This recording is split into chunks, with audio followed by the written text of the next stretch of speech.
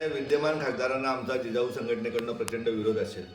आमचं ब्रीदवाक्यच आहे, मोदी तुझसे बैर नाही लेकिन गावीत तेरा खैर नाही। या लोकप्रतिनिधी जिल्ह्यातील कुठल्याही जनसामान्यांबद्दल कधी प्रेम नाही, त्यांना कुठल्याही निष्ठा नाही पक्षांबाबत बनायचं गेलं तर त्यांचं पैसा किंवा इतर जे उद्योग आहे ते प्रचंड वाईट आहे। समाजामध्ये वाद लावणे, दोन समाजामध्ये जिथे जाईल तिथे लोकांना खोट्या पोलीस केसेस करणे किंवा अनेक असे उद्योगधंदे आहेत त्यांचे का। आता आपण बघायला गेलं तर या आपल्या जिल्ह्यामध्ये अनेक बहुजन समाज राहू दे, आदिवासी समाज राहू दे, मुलांची लग्न पालक करू शकत नाही म्हणून कधीतरी पालक सुसाईड करतो किंवा मुलं सुसाईड करतात, मुली सुसाईड करतात। अशा वेळेस स्वतःच्या मुली म्हणजे एका बाजूला ग्रामपंचायत किंवा स्थानिक स्वराज्य संस्थेला आपल्याला कायदा आहे का तिसरा आपत्ती मनाई, यांनी त्यांच्या मुलीच्या लग्नाच्या 1 वर्ष अगोदर लग्न केलं तर असे लोकप्रतिनिधी या जिल्ह्यामध्ये नाही चालणार, ज्यांच्याकडे काहीच नाही आहे।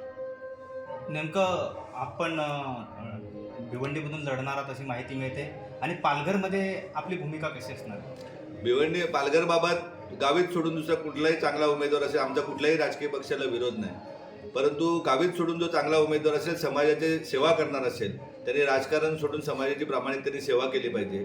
आदिवासी राहू दे, बिगर आदिवासी सर्वांना सोबत घेऊन ज्याप्रमाणे आदरणीय शिंगडासाहेब, सौरासाहेब, चिंतामणजी वनगासाहेब, कोमसाहेब कार्य करत होते, अशा प्रकारचा लोकप्रतिनिधी असेल तर त्या लोकप्रतिनिधीच्या मागे जिजाऊ ठामपणे उभी असेल।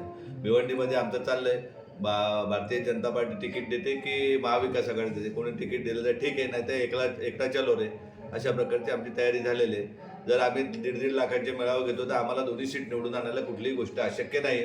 जिजाऊचं काम आहे, जिजाऊचं या 2 लोकसभामध्ये 8.5 लाख लाभार्थी आहेत की जे पर्सनल उद्या चष्म्यापासून कॅन्सरपर्यंतच्या इलाज झालेले आहे, त्यामुळे आम्हाला निवडणूक काही कठीण नाही। आम्ही गमतीने नाही, आम्ही सिरियसली सांगतो, चहामध्ये बिस्किट खाण्याची इतकं सोपी निवडणूक आहे, कारण आपल्याकडे कोण काय करेल का मी निवडून आल्यावर काय करेल हे सांगण्यासाठी नाही। जिजाऊने ऑलरेडी केलेलंच आहे। कोकणभर 45 वाचणारे 33 पोलीस अकॅडमी आहेत, ज्यातनं हजारो विद्यार्थी, असा कुठला दिवस नाही का विद्यार्थी नोकरीला लागलेले नाहीत। अगदी पोलीस कॉन्स्टेबल पासून SP पर्यंत म्हणजे UPSC पर्यंत, ऊस मजुराच्या कामगार डेप्युटी